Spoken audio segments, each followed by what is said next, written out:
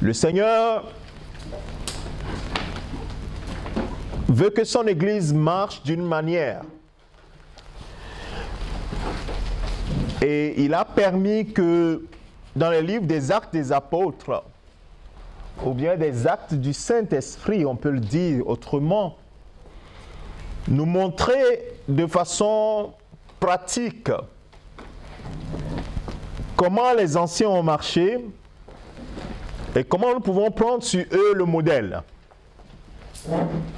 Nous avons, par la grâce de Dieu, parcouru tout le livre des Actes des Apôtres et nous sommes arrivés presque à la fin. Et la semaine dernière, nous avions parlé de l'apôtre Paul qui a toujours, c'est lui qui, pour la plupart du temps, en tout cas dans les Actes des Apôtres, a pu manifester la gloire de Dieu au travers de ses voyages missionnaires, même au travers de ses souffrances. La gloire de Dieu s'est manifestée. Et dans la partie que nous avions examinée la dernière fois, nous avions dit que le Seigneur avait dit clairement à l'apôtre Paul qu'il devrait témoigner de lui devant les rois, devant son peuple, devant les rois et devant les païens. Il dit les païens, il dira les païens vers qui je t'envoie. Et nous voyons que le Seigneur, le Saint-Esprit, va conduire Paul dans cette pensée-là.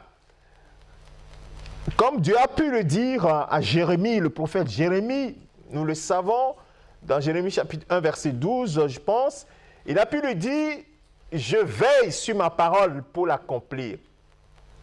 Dieu veille sur sa parole. Quand l'annonce a été faite à l'apôtre Paul, il était Saul de Tarse, il venait de se convertir. Il dit, je te montrerai ce que tu souffrirais. Il ne savait pas jusqu'où devait aller cette souffrance. Il ne savait pas jusqu'où devait aller cette difficulté dans la marche avec le Seigneur. Oui, il y a eu des difficultés, il y a eu des choses terribles. Il y a eu des coups. Il y a eu des lapidations, il y a eu la prison. Et écoutez ce qu'il va dire pour introduire ce moment, toujours cette dernière partie qui est le témoignage de sa foi en Jésus-Christ, qui est un des objectifs ou bien l'objectif pour lequel le Christ nous a sauvés. C'est-à-dire que nous devons être ses témoins, aller témoigner de lui. Et c'est ce qu'il a dit à l'apôtre Paul. Et il faut que tu aies témoigné de moi devant les rois. Il faut que tu ailles à Rome pour parler de moi. Nous y arriverons tout à l'heure. Il disait aux Corinthiens, dans 2 Corinthiens chapitre 6, il va leur dire, en toute humilité, ce qui peut être considéré comme étant le package du serviteur de Dieu. Il va dire à partir du verset 1, « Puisque nous travaillons avec Dieu, nous vous exhortons à ne pas recevoir la grâce de Dieu en vain. » Et j'ai eu plusieurs fois à dire que nous ne travaillons pas pour Dieu, mais nous travaillons avec Dieu. Et David dira, avec Dieu nous ferons des exploits. Et le Seigneur Jésus-Christ lui-même dira dans Jean chapitre 15, il dit, sans moi vous ne pourrez rien faire. Ça veut dire que nous ne travaillons pas pour Dieu, Dieu est là, nous travaillons avec lui. Verset 2, il dit, au temps favorable j'étais exaucé, au jour du salut j'étais secouru. Voici maintenant le temps favorable, voici maintenant le jour du salut. Pour les serviteurs et les servantes que nous sommes, le Seigneur nous secourt. Le Seigneur, au temps favorable, il nous exauce. Et il est tout le temps avec nous. Parce qu'il a promis. Voici, je suis avec vous, Matthieu chapitre 28. Voici, je suis. Pas je serai, je suis avec vous constamment. Avec vous jusqu'à la fin du monde. Verset 3, l'apôtre Paul va dire aux Corinthiens, nous ne voulons scandaliser personne en quoi que ce soit, afin que le ministère ne soit pas un objet de blâme. Parce que quand nous marchons, nous reflétons une image, nous reflétons quelque chose et notre reflet doit être le reflet de Christ. Nous ne devons pas refléter l'image de quelqu'un d'autre. Et notre reflet ne doit pas être quelque chose que les gens méprisent ou bien qui met une tache sur la gloire de Dieu. Nous devons refléter véritablement Christ. Verset 4, il dit, nous nous rendons recommandables à tous égards comme serviteurs de Dieu. Bien, nous avons dit que le Seigneur Jésus a fait de nous, au travers le salut qu'il nous a accordé, il a fait de nous un peuple et des sacrificateurs pour Dieu son Père. La Bible nous le dit dans Apocalypse chapitre 1. Et également, l'apôtre Pierre le dit, Dieu a fait de nous un royaume et des sacrificateurs. Nous sommes une race élue, un sacerdoce royal, un peuple acquis, pour annoncer les vertus de celui qui nous a appelés des ténèbres à son admirable lumière. Vous connaissez cette parole, n'est-ce pas?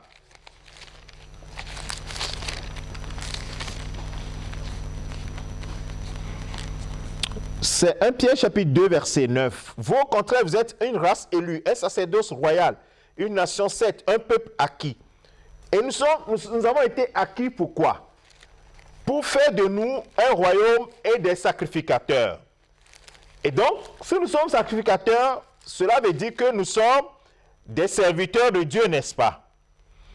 Dans Apocalypse chapitre 1, le verset 5, il dit, et de la part de Jésus-Christ, le témoin fidèle, le premier-né des morts et le prince des rois de la terre, à celui qui nous aime et qui nous a délivrés de nos péchés par son sang, verset 6, et qui a fait de nous un royaume des sacrificateurs pour Dieu son Père. Alléluia. Et donc, si nous sommes des sacrificateurs pour Dieu son Père, et si nous sommes une race élue, un peuple acquis, ça veut dire que nous sommes, bien-aimés de Dieu, des serviteurs de Dieu. Les serviteurs de Dieu, ce n'est pas ceux qui sont sur l'estrade. Les serviteurs de Dieu, ce n'est pas ceux qui font quelque chose, mais ceux qui sont nés en Christ, nés du Saint-Esprit. Ceux-là, ils sont appelés à servir Dieu. Il dit à Moïse, va dire à mon peuple, va dire à Pharaon, laisse partir mon peuple afin qu'il me serve. Et donc, si Dieu délivre son peuple Israël de la main du Pharaon, c'est pour que ce peuple le serve. De la même manière, si Dieu nous a délivrés de la puissance des ténèbres, c'est que nous puissions le servir. Dans tout cela, il y a une cohérence. Donc Dieu nous appelle des serviteurs, des servants de Dieu. Alléluia. Et l'apôtre Paul dit, nous nous rendons recommandables. C'est-à-dire qu'on peut recommander ce frère, cette sœur, en tant que serviteur, servant de Dieu. Quelles sont les caractéristiques? Il va dire, nous nous rendons recommandables à tous égards, comme serviteurs de Dieu, par beaucoup de patience. Beaucoup de patience, et nous savons que le Seigneur, c'est le premier élément que le Seigneur va vouloir faire grandir dans ses serviteurs, c'est-à-dire la patience. Au départ, 40 ans plus tôt, Moïse, il n'était pas patient. Il a fallu que le Seigneur permette qu'il fasse son erreur et qu'il soit envoyé dans le désert, qu'il fuit dans le désert pour apprendre derrière les brebis à être patient. 40 ans plus tard, à 80 ans, le Seigneur l'appelle dans le buisson ardent. Et durant le parcours, Dieu va dire que Moïse est l'homme le plus patient sur la terre. Vous comprenez qu'il a développé ce caractère dans son serviteur. Nous nous rendons serviteurs de Dieu par beaucoup de patience. Et Jacques va le dire dans son épître. Et très souvent, nous lisons cette épître de Jacques chapitre 1, lorsqu'il dit, mes frères, verset 2, Jacques 1, verset 2, mes frères, regardez comme un sujet de joie complète les diverses épreuves auxquelles vous pouvez être exposés. Nous n'aimons pas les épreuves. Nous n'aimons pas que Dieu nous éprouve. Nous voulons que tout marche comme cela. Et pourtant, Il dit que les épreuves doivent être pour nous un sujet de joie complète. Pourquoi? Parce que sachant que l'épreuve de votre foi a un but. L'épreuve de votre foi produit la patience. Et en tant que serviteurs, sacrificateurs du Dieu très haut, nous devons être patients. Donc si tu n'es pas patient, il faut que Dieu t'aide par le Saint-Esprit à ce que tu sois patient.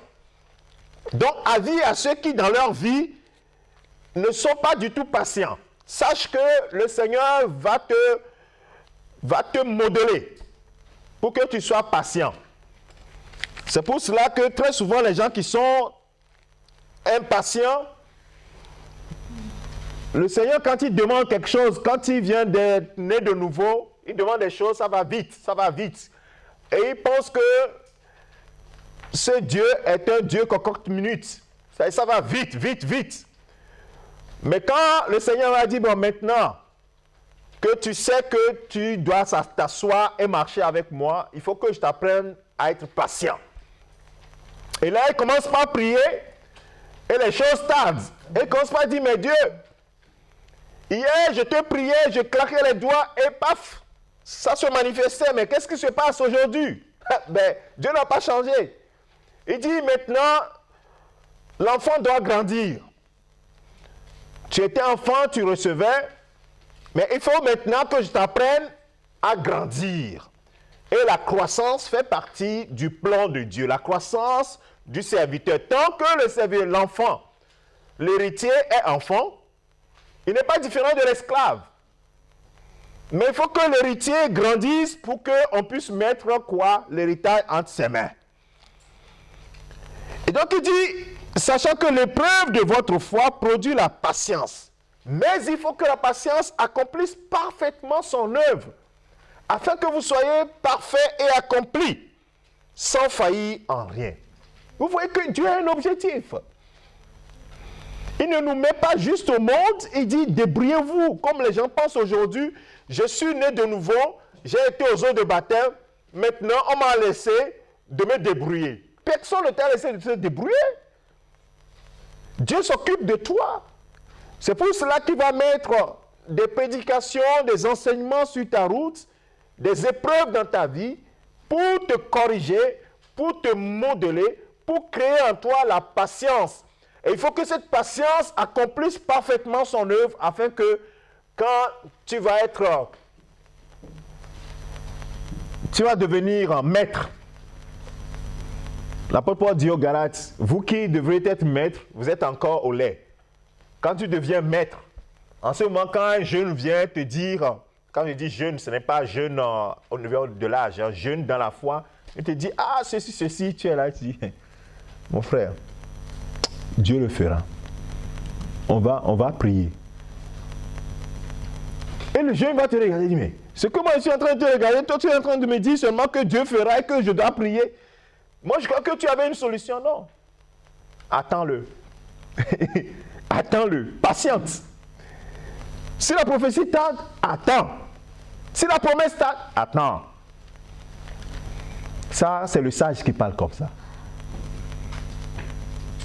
Il a compris le message de la patience. Qu'avec Dieu, ce n'est pas qu'en 40 minutes. Avec Dieu, on est patient. Parce que c'est son plan. Et donc là, l'apôtre Paul dit que nous sommes recommandables à tous égards comme serviteurs de Dieu par beaucoup de patience. C'est pas peu, hein, mais beaucoup de patience. Dans les tribulations, j'ai dit patience, ça parlait d'abord des tribulations. Comme ça, chacun peut le porter. Mais quand on arrive sur les tribulations, les gens se disent, oh là là, ça c'est pas pour moi. Beaucoup de patience. En fait, quand on est dans les tribulations, c'est en ce moment qu'on a besoin encore plus de patience. Vous voyez les situations que le fondement du monde aujourd'hui sont ébranlés. Et nous avons besoin d'avoir la tête sur les épaules, de garder notre sérénité. Seigneur, que dois-je faire? Comment devrais-je me comporter? Au moment où on te dit que ton emploi est menacé, au moment où on te dit que tu n'as plus d'argent, tu n'as plus de sous, tu as les dettes qui s'accumulent, est-ce que tu paniques, tu vas sur tous les toits ou bien tu te poses, Seigneur, qu'est-ce qu'il doit faire? Dans les tribulations, par beaucoup de patience. Beaucoup de patience. Et il en a eu, l'apôtre Paul. Beaucoup de patience. Dans les tribulations, dans les calamités, tu peux chercher dans le dictionnaire les différentes significations de ces mots. Calamité, lui, il a été laissé pour mort, frappé. On l'a lapidé, on l'a laissé pour mort. Il a été en naufrage. Le bateau s'est cassé. Dans les détresses, il sait ce qu'il dit, l'apôtre Paul. Sous les coups, dans les prisons, dans les séditions, dans les travaux, dans les veilles, dans les jeûnes. Et ça, c'est le package du serviteur de Dieu. Ça, les gens n'aiment pas du tout ça. Hein. Je ne sais pas pourquoi le Saint-Esprit permet que je commence par ça et que je prenne un peu de temps là-dessus. Parce qu'aujourd'hui, nous voulons finir cet enseignement et j'ai voulu faire cette introduction pour encore appuyer des choses essentielles. Bien-aimé, laisse-toi modeler. Il ne faut pas chanter simplement « Seigneur, je suis l'argile, toi tu es le potier ». Tu sais ce que ça veut dire? Je suis l'argile et toi tu es le potier. Tu as déjà vu comment on fait le pot?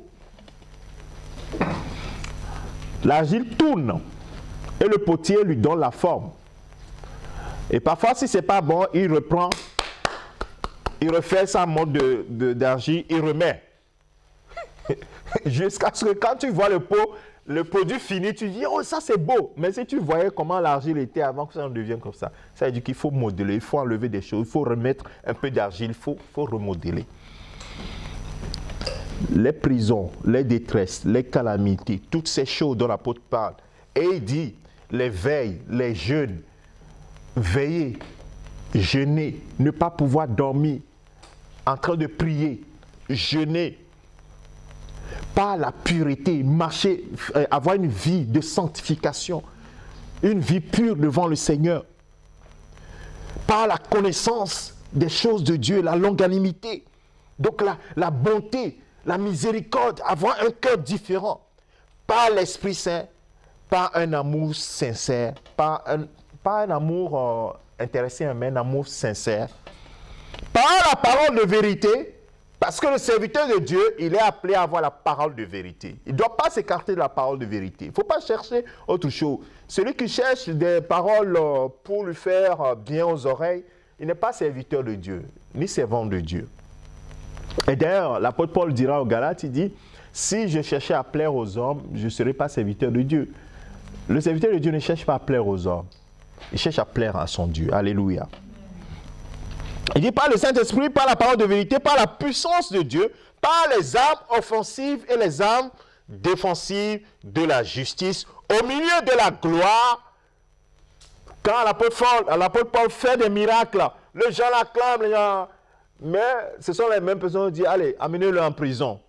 Et c'est ce qu'il dit, dans la gloire et de l'ignominie aussi, au milieu de la mauvaise et de la bonne réputation, étant regardé comme imposteur, quoique véridique, comme inconnu, quoique bien connu, comme mourant, et voici nous vivons, comme châtié, quoique non mis à mort, comme attristé, et nous sommes toujours joyeux, comme pauvres, et nous enrichissons plusieurs, comme n'ayant rien, et nous possédons toutes choses. Alléluia. Cette déclaration est extraordinaire. Je vous invite à aller méditer là-dessus. 2 Corinthiens chapitre 6, verset 1 au verset 10. Pour ceux qui se considèrent véritablement comme des serviteurs des servants de Dieu. Vous allez comprendre que l'évangile mielleux, c'est-à-dire où on te dit tout est beau, tout est doux, ce n'est pas la réalité de ce que les anciens ont vécu.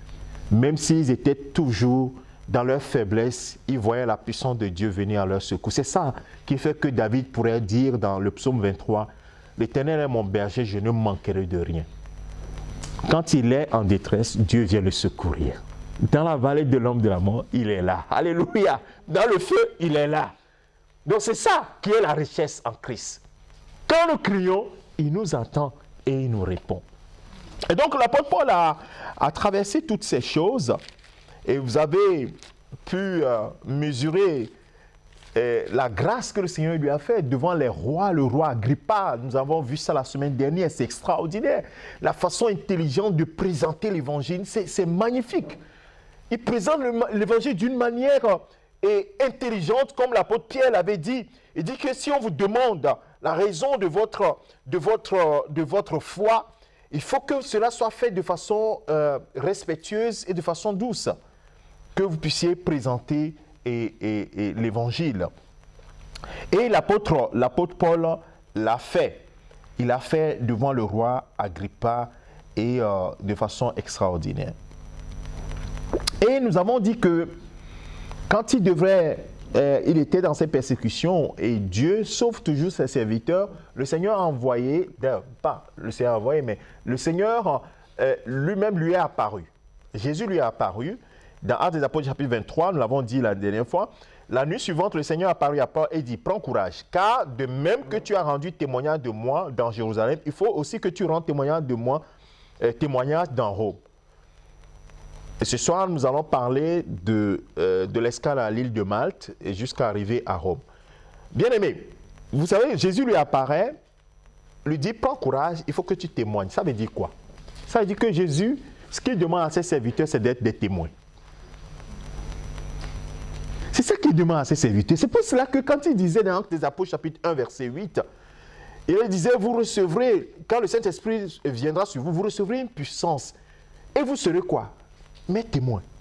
Pas autre chose. Et donc, Jésus lui apparaît, il dit, prends courage, il faut que tu témoignes de moi. Ça veut dire que ton rôle de témoin, tu dois aller jusqu'au bout. Est-ce qu'aujourd'hui, nous nous reconnaissons comme étant des témoins de Jésus? Des gens qui sont appelés à témoigner Christ.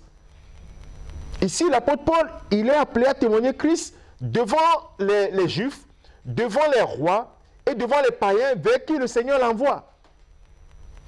Nous, vers qui le Seigneur nous envoie. Vous comprenez que la tâche ne sera pas différente. Nous aussi, nous devons témoigner Christ. Amen. Et nous avons vu que au moment où ils étaient en route pour Rome, le navire va être mis à rude épreuve par une tempête. Et dans cette tempête, le Seigneur a envoyé encore un ange pour le fortifier. Comme lui-même, il a reçu un ange venant du ciel. Le Père a envoyé un ange quand il était dans le jardin de Gethsémani pour le fortifier. Et il a reçu vraiment cette force. Et il priait encore davantage. Et sa sueur est devenue comme des grumeaux de sang. Donc, nous comprenons que le Seigneur ne nous abandonne pas. Il est toujours avec nous. Et l'ange du Seigneur va lui dire, non, non, non, vous n'allez pas périr. De toute façon, Dieu a dit, le Seigneur t'a apparu. Il t'a dit qu'il faut que tu ailles à Rome. Est-ce que c'est la tempête qui va t'empêcher? Rien ne peut empêcher que cela s'accomplisse. Alléluia. Donc, l'ange vient lui dire simplement, l'ange ne vient pas lui faire une révélation extraordinaire. L'ange vient lui dire simplement, prends courage, tu vas arriver à bon port. Comme Jésus a dit, allons de l'autre côté, à l'autre bord. Il y a eu la tempête.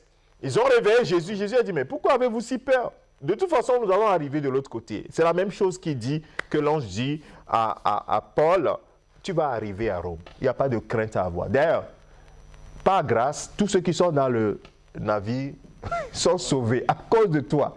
Et la dernière fois, je disais qu'il faut savoir dans quel navire tu te mets. Les gens qui se mettent à marcher avec n'importe qui, à rentrer dans la voiture de n'importe qui, à rentrer dans les bacs de n'importe qui. Fais attention, frère. Alors, nous allons maintenant arriver à Actes des Apôtres, chapitre 28. Nous voyons que le navire a échoué sans qu'il y ait personne qui soit décédé, comme l'ange l'a dit. Vous comprenez que ça, ce sont des vraies révélations, hein, des vraies visions, ça. On ne parle pas des visions où les gens voient des choses bizarres et après ça ne s'accomplit pas des choses. Non. Ici, il dit, l'ange a dit que nous allons arriver, le navire va être détruit, mais personne ne mourra. Et l'apôtre Paul disait, il en sera comme il a dit. Et je vais vous lire le dernier verset du chapitre 27. Je vais lire verset 42 à 44. Les soldats furent d'avis de tuer les prisonniers de peur que quelques-uns d'eux ne s'échappent à la nage. Mais le centenier qui voulait sauver Paul les empêcha d'exécuter ce dessein. Il ordonna à ceux qui savaient nager de se jeter les premiers dans l'eau pour gagner la terre et aux autres de se mettre sur des planches ou sur des débris de navires. Et ainsi, tous parvinrent à terre sains et saufs. Ce que Dieu a dit, il le fait. Sans effort, hein? Ce qu'il a dit, il le fait. Maintenant, quelque chose d'extraordinaire va se produire sur l'île de Malte, où le navire a échoué, où ils se sont retrouvés. Alors nous allons lire du verset 1 au verset 6. Quelque chose va se passer. Une fois hors du danger, nous reconnûmes que l'île s'appelait Malte. Aujourd'hui, on aurait pu dire que c'est le bateau des migrants, ça. Hein? Le bateau des migrants qui est échoué sur l'île de Malte. Verset 2. Les barbares nous témoignèrent, les barbares, c'est-à-dire le peuple qui sont sur l'île, nous témoignèrent à une bienveillance peu commune. Ils nous accueillirent tous auprès d'un grand feu qu'ils avaient allumé parce que la pluie tombait et qu'il faisait très froid. Il n'y avait pas de chauffage, hein, c'est le feu, hein, autour du feu. Mais quelque chose va se passer. Un incident va se passer. Paul ayant ramassé un tas de broussailles et l'ayant mis au feu, une vipère en sortit par l'effet de la chaleur et s'attacha à la main à sa main. Quand les barbares virent l'animal suspendu à sa main, ils se mirent les uns aux autres. Ils se dirent les uns aux autres, assurément cet homme est un meurtrier. Puisque la justice n'a pas voulu le laisser vivre après qu'il ait été sauvé de la mer. C'est-à-dire que les barbares, les païens, ils sont dans les hypothèses. C'est-à-dire qu'ils disent, mais le gars là, il n'a pas pu mourir avec l'eau. Et il arrive ici, la vipère, c'est-à-dire qu'à l'époque, il n'y avait pas de vaccin, hein, ni quoi que ce soit. Donc, ça veut dire que tu es mordu par la vipère, tu vas mourir. Et donc, on dit, mais certainement que il est meurtrier, donc Dieu veut lui faire sa fête. Mais les choses ne vont pas se passer comme cela. La Bible dit que ces gens s'attendaient à le voir enfler ou tomber mort subitement. Mais après avoir longtemps entendu, voyant qu'il ne lui arrivait aucun mal, ils changèrent d'avis et dirent que c'était un Dieu. Alléluia. C'est bizarre, hein? Tout à l'heure, il disait que dans celui-là, c'est un meurtrier. Il faut qu'il peut-être Dieu veut le punir. Et comme il ne meurt pas, on dit, ah, certainement celui-là, c'est un Dieu. Parce que les barbares, eux, c'est les choses extraordinaires, c'est que c'est réservé aux dieux. Bien-aimé, Paul est un serviteur de Dieu. Dieu a un plan. Il n'a pas encore accompli son plan. Vous imaginez que le serpent, la mer n'a pas pu avoir raison de Paul. La vipère ne pourra pas avoir raison de Paul. C'est pourquoi dans Matthieu et Marc chapitre 16, il va dire à ses disciples que voici les signes qui accompagneront ceux qui auront cru. À mon nom, ils chasseront les démons. À mon nom, on va le lire. Comme ça, vous allez suivre avec moi. Marc chapitre 16. À partir du verset 15, allez par tout le monde entier, annoncer et prêcher la bonne nouvelle à toute la création. Paul était en chemin pour faire quoi? Ça veut dire qu'il est pleinement dans le canevas. Hein? Il est dans le plan.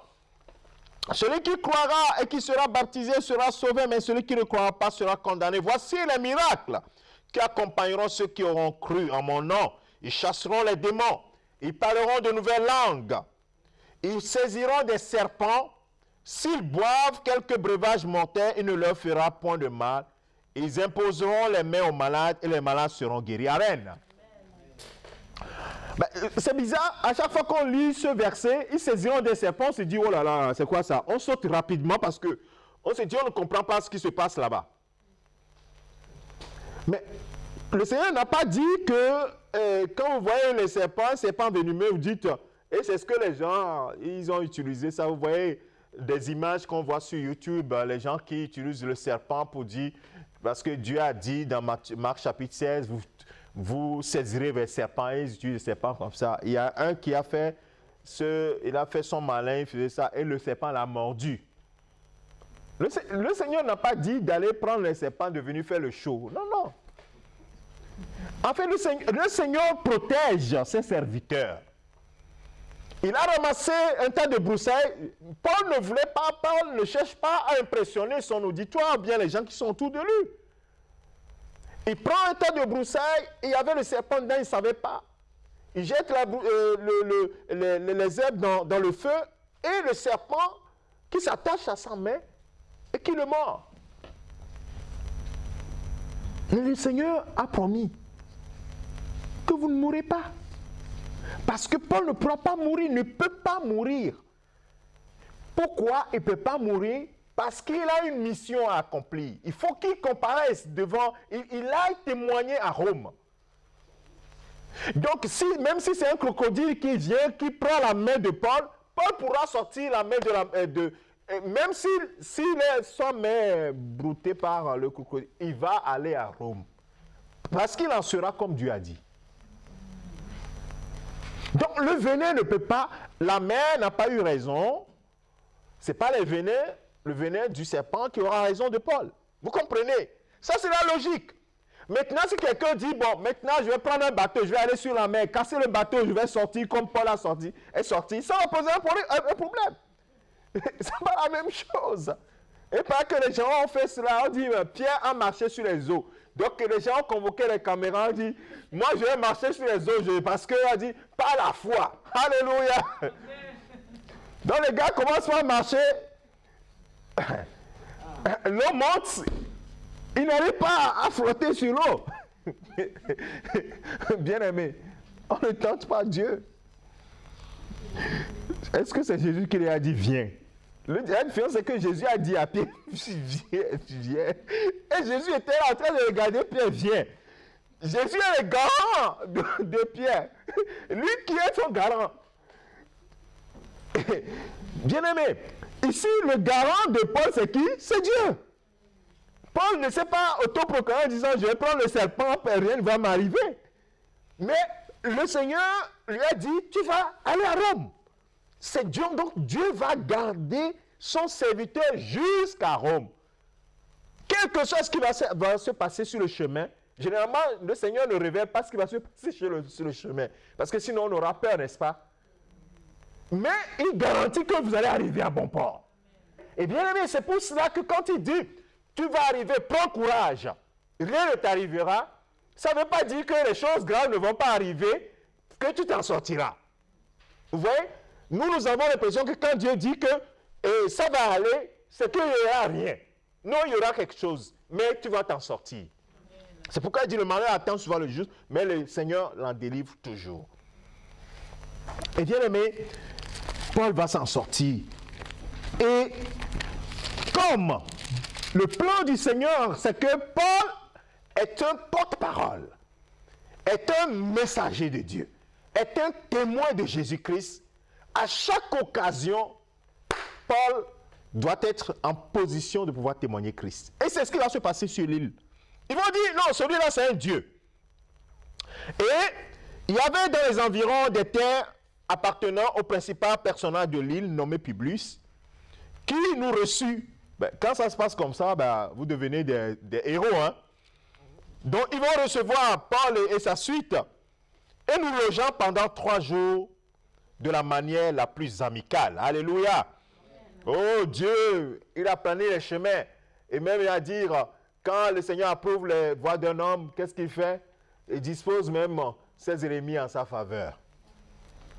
Bon, ici, à l'occurrence, ce ne sont pas ses ennemis, mais la grâce de Dieu était sur Paul et sa suite. Là-dessus qu'est-ce qui va se passer? Le père de Publius, Dieu savait que quelque chose doit se passer sur l'île de Malte. Paul doit laisser des traces. Le serviteur de Dieu, quand il arrive quelque part, Dieu même crée des situations pour qu'il laisse des traces. Donc il faut être attentif. Il faut être à l'écoute du Saint-Esprit. Le père de Publius était alors au lit, malade de la fièvre et de la dysenterie. Paul s'était rendu vers lui, pria et lui imposant les mains et le guérit. Là-dessus, vers les autres malades de l'île et il fut guéri. Ça veut dire que cette semaine-là, il n'y a plus de malades. S'il y avait une clinique dans cette île-là, ils vont fermer les portes parce qu'il n'y a plus de malades. Mais on dit qu'ils sont guéris. Tous ceux qui étaient malades, on les a ramenés et ils étaient guéris. Vous voyez que le Seigneur est merveilleux.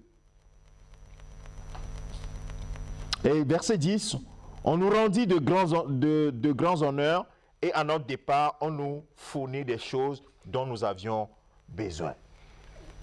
Juste pour dire que, effectivement, le serviteur de Dieu est à la disposition du Seigneur. Le Seigneur voulait sauver les gens qui sont sur l'île de Malte et il fallait que quelque chose se passe pour qu'ils puissent écouter le message.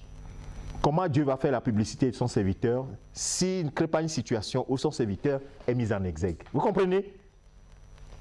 Est-ce que Paul va aller là-bas à l'île de Malte et dire, vous voyez, regardez, je suis un serviteur de Dieu? Non. Dieu va faire la publicité de son serviteur. Donc, nous n'avons pas besoin, frères et sœurs, de faire notre propre publicité. Faisons ce que nous devons faire et faisons le bien. 1.3. Et Dieu lui-même s'en occupe. Dieu a créé une situation qui a permis à ce que Paul puisse avoir accès à Publius, un homme qui est quand même de renommée dans cette île. Et au travers de cet homme maintenant, son père guérit, d'autres reçoivent la guérison. C'est extraordinaire ce que Dieu peut faire. Et Paul va arriver à Rome et on finira par là. Je vais le raconter comme ça. Il va arriver à Rome. Et bien sûr, le plan de Dieu, c'est qu'il comparaisse devant César. Mais il y avait des Juifs à Rome, également des frères qui devaient recevoir la parole. Et quand il va arriver, il va se tourner, comme d'habitude, il va se tourner d'abord vers les Juifs pour leur annoncer la parole. Et il y a quelque chose qui va vous intéresser, et comme ça m'a intéressé, dans Actes des Apôtres, chapitre 28, à partir du verset 17. Paul rend témoignage donc aux Juifs de Rome. Au bout de 3 jours, Paul convoqua les principaux des Juifs, et quand ils furent réunis, il leur adressa ces paroles. « Hommes frères, sans avoir rien fait contre le peuple ni contre les coutumes de nos pères, j'ai été mis en prison à Jérusalem et livré de là entre les mains des Romains. Après m'avoir interrogé, ils voulaient me relâcher parce qu'ils n'avaient en moi rien qui mérite la mort. Mais les Juifs s'y opposèrent. Et j'ai été forcé d'en appeler à César, n'ayant du reste aucun dessein d'accuser ma nation. » Verset 20. Voilà pourquoi j'ai demandé à vous voir et à vous parler, car c'est à cause de l'espérance d'Israël que je porte cette chaîne. Frère, Paul connaissait sa mission. Il faut que tu témoignes de moi dans Rome. Tu ailles à Rome et que tu témoignes de moi. Il arrive à Rome, il va appeler les Juifs. Il va leur dire, et nos frères qui sont en Israël, ils m'ont persécuté.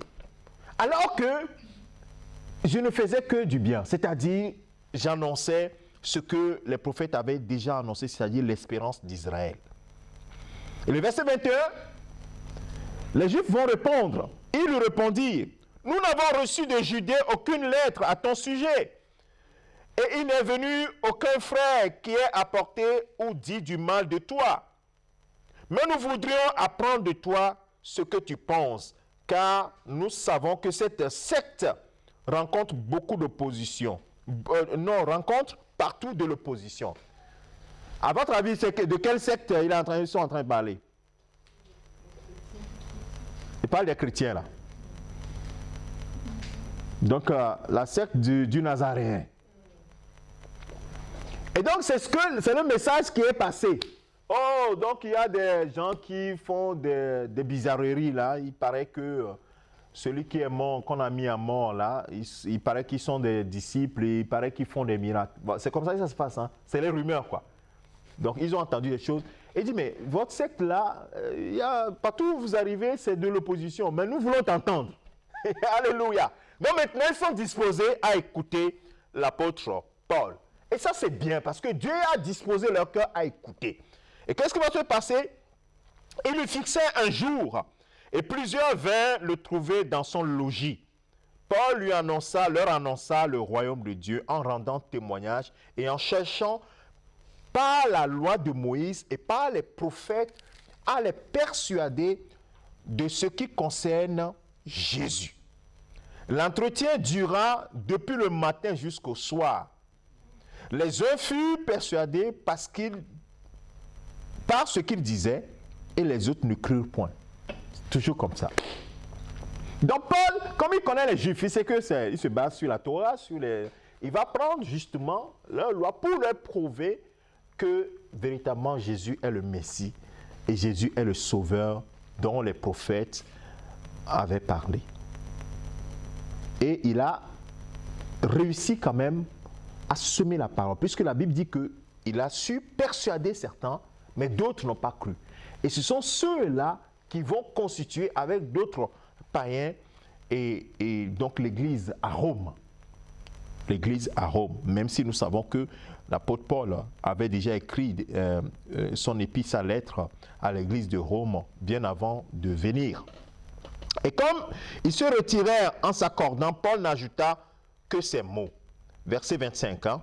C'est avec raison que le Saint-Esprit parlant à vos pères par le prophète Ésaïe a dit. Donc quand certains ont refusé la parole, ils sont en train de partir, il va leur dire, va vers ce peuple et dis, vous entendrez de vos oreilles et vous ne comprendrez point.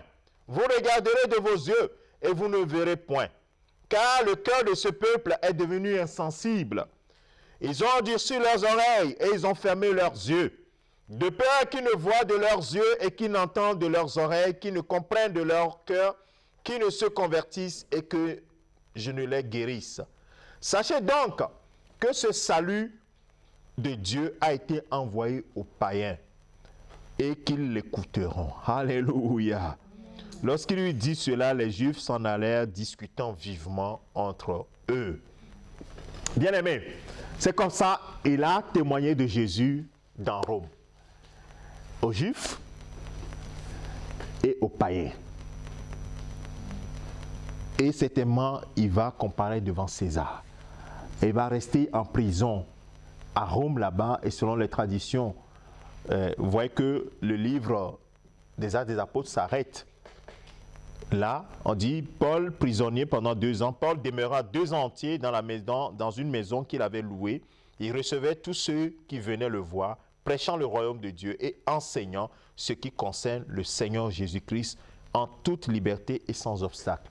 Donc il y a eu des moments où il était libre, il a prêché, mais il a fini sa vie à Rome où il va comparaître et il sera mis à mort, il sera décapité, l'apôtre Paul.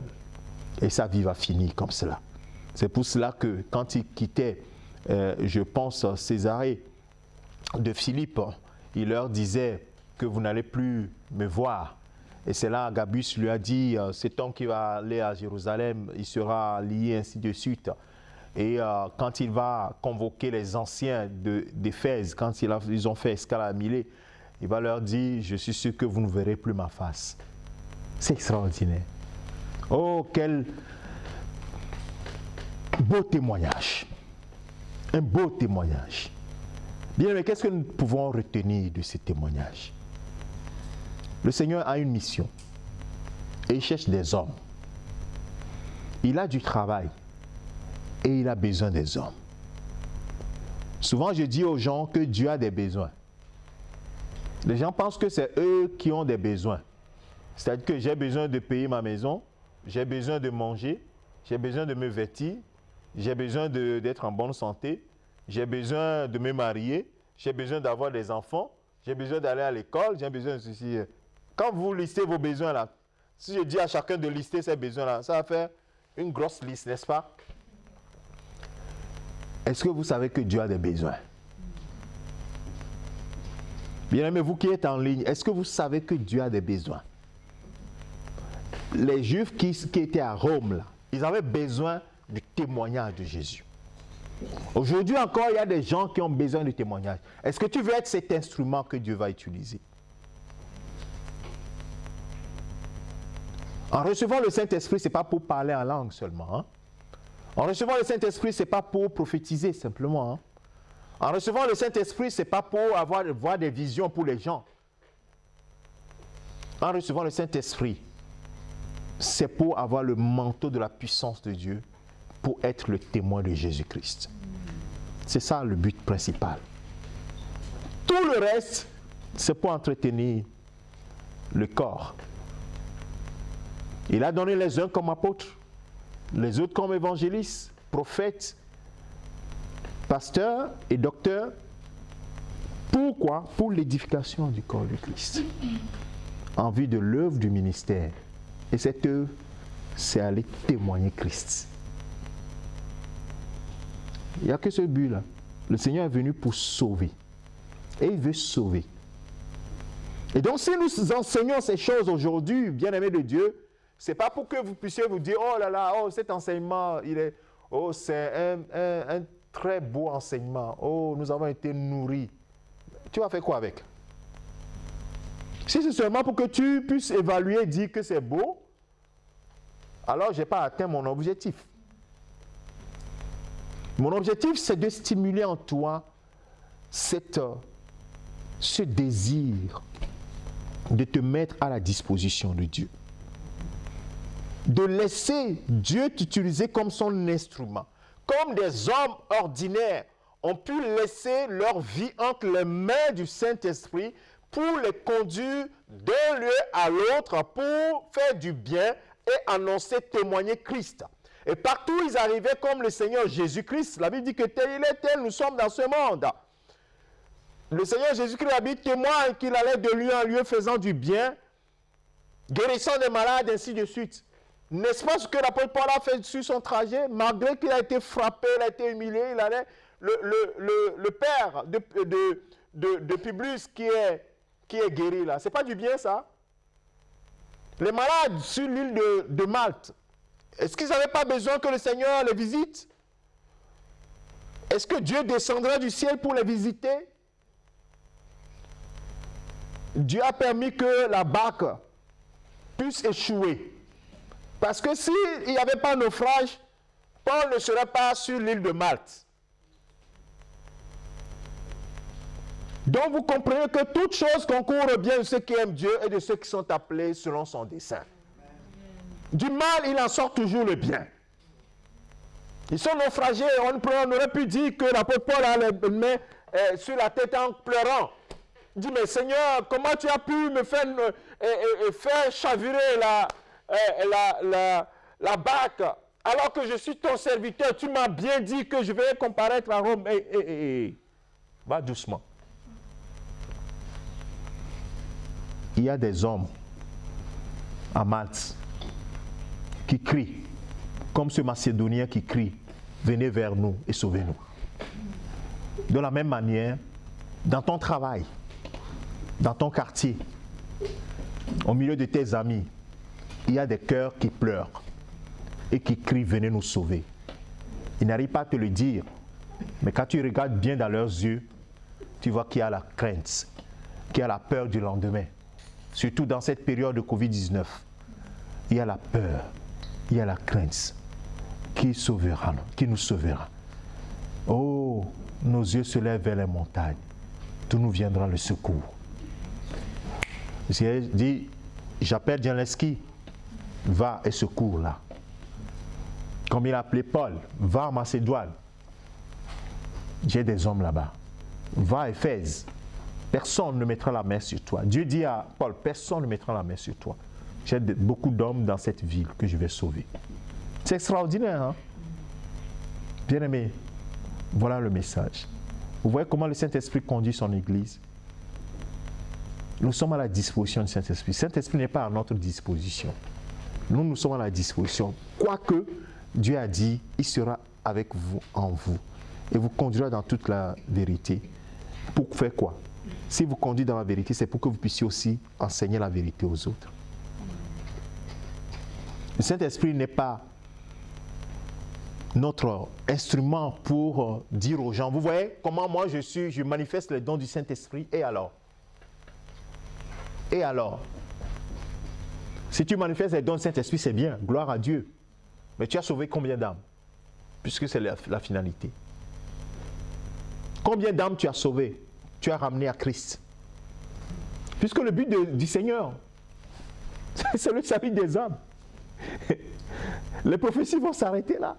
Les dons vont s'arrêter sur terre. Tout va s'arrêter. Bien-aimé, donc ne limite pas ta vie chrétienne à être rempli du Saint-Esprit, à manifester les dons du Saint-Esprit. Tu es en train de faire une grosse erreur. Arrivé à un moment même, le Saint-Esprit même sera attristé. Parce que finalement, le Saint-Esprit ne peut pas rentrer. J'ai eu l'occasion de le dire. Son but, c'est aller. Quand le Saint-Esprit vient, il boue. C'est pour aller. C'est le verbe d'action. Aller. Jamais s'asseoir. Jamais. Mais si toi, ton Esprit Saint, il te fait asseoir, il y a un problème. Ça veut dire qu'il veut que tu te lèves et tu es assis sur lui. C'est ça le problème. Ce n'est pas qu'il te dit de t'asseoir. Il veut que tu ailles. Puisque lui, son but, c'est quoi? Allez, allez, allez. Accomplir la vision de Christ. Si tu es assis, c'est que tu es désobéissant, c'est sûr. Et il n'y a pas moyen que ça soit autrement. Bien-aimé, que le Seigneur nous aide. Nous avons pendant ces mois, depuis le mois de février de cette année 2020, une année particulière, le Seigneur nous a conduits à parcourir des sujets importants, épouser la vision de Dieu pour une église forte. Pendant des mois, nous avons détaillé ce sujet. Et nous sommes arrivés au sujet de discerner la place du Saint-Esprit dans la marche de l'église selon la vision de Dieu. Et cela nous a conduit à examiner les actes des apôtres en voyant comment le Saint-Esprit utilisait des hommes ordinaires comme toi et moi pour accomplir des choses extraordinaires pour la gloire du Seigneur.